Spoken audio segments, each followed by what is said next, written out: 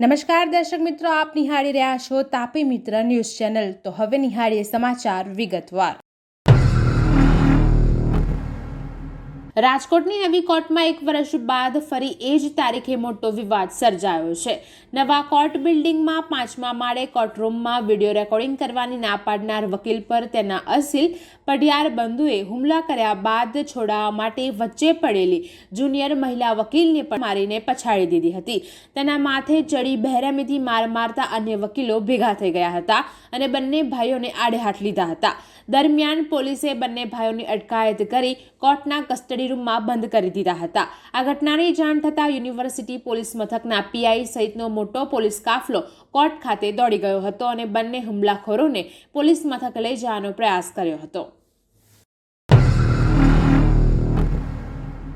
ગીર સોમનાથ જિલ્લાના વેરાવળ તાલુકાના બાદલપરા ગામે સોમનાથ કોડીનાર છારા નવી ઔદ્યોગિક રેલવે લાઇનના વિરોધમાં ખેડૂતોની મીટિંગ યોજાઈ હતી। આ મીટિંગમાં ખેડૂતોએ આ નવી ઔદ્યોગિક રેલવે લાઇનનો જબરદસ્ત વિરોધ કર્યો હતો અને બધા ખેડૂતો એક જ નારો લગાવ્યો હતો કે જાન દેંગે જમીન નહીં દેંગે। આ નવી ઔદ્યોગિક રેલવે લાઇનના વિરોધમાં ખેડૂતો અને ખેડૂત આગેવાનો હજુ પણ ખેડૂતોનું આંદોલન બાબતે મીટિંગ રાખી હતી, જેમાં સાગર રબારી સહિતના ઉચ્ચ કક્ષાએથી ખેડૂતો અને હોદ્દેદારો પણ ઉપસ્થિત રહ્યા હતા અને જરૂર જણાય તો ઉગ્ર આંદોલનની ચીમકી પણ ઉચ્ચારી હતી।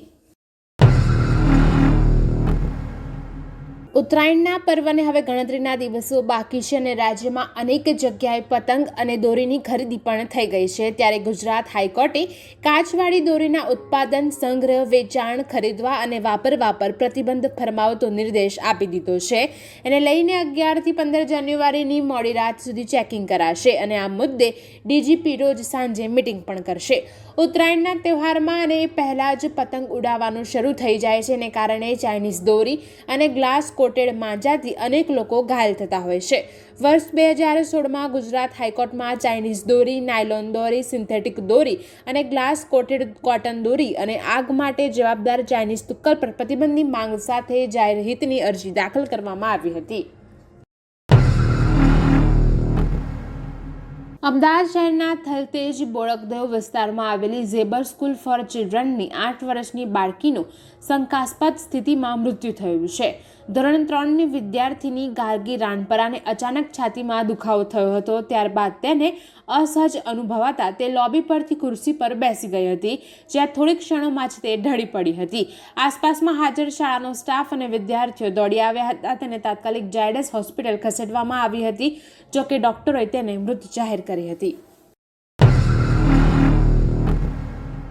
અમદાવાદ મ્યુનિસિપલ કોર્પોરેશનની સ્ટેન્ડિંગ કમિટીની બેઠક મળી હતી, જેમાં વિવિધ પ્રજાલક્ષી નિર્ણયો લેવામાં આવ્યા હતા। ઉપરાંત અમદાવાદ મ્યુનિસિપલ કોર્પોરેશન દ્વારા આયોજિત ફ્લાવર શોને વધુ 2 દિવસ લંબાવવામાં આવ્યો છે। હવે ફ્લાવર શોની તારીખ 24મી જાન્યુઆરીએ પૂર્ણ થશે। ફ્લાવર શોમાં ફિલ્મ તથા પ્રી વેડિંગ શૂટિંગ કરવાની પણ સ્ટેન્ડિંગ કમિટીની બેઠકમાં મંજૂરી આપવામાં આવી છે, તેમ સ્ટેન્ડિંગ કમિટીના ચેરમેન દેવાંગ દાણીએ જણાવ્યું હતું। શહેરના સાબરમતી રિવરફ્રન્ટ ખાતે 11 જાન્યુઆરીથી 14 જાન્યુઆરી દરમિયાન આંતરરાષ્ટ્રીય પતંગ મહોત્સવનું આયોજન કરવામાં આવ્યું છે। મુખ્યમંત્રી ભૂપેન્દ્ર પટેલે આંતરરાષ્ટ્રીય પતંગ મહોત્સવનું ઉદ્ઘાટન કરી ખુલ્લો મૂક્યો હતો। વિશ્વના 47 દેશમાંથી 143, અન્ય રાજ્યોમાંથી 52 અને ગુજરાતના 11 શહેરમાંથી 417 પતંગબાજો આ ઉત્સવમાં સામેલ થશે। 12મીએ સ્ટેચ્યુ ઓફ યુનિટી, રાજકોટ અને વડોદરા તેમજ 13મીએ સુરત, શિવરાજપુરા અને ધોરડોમાં પતંગોત્સવ યોજાશે।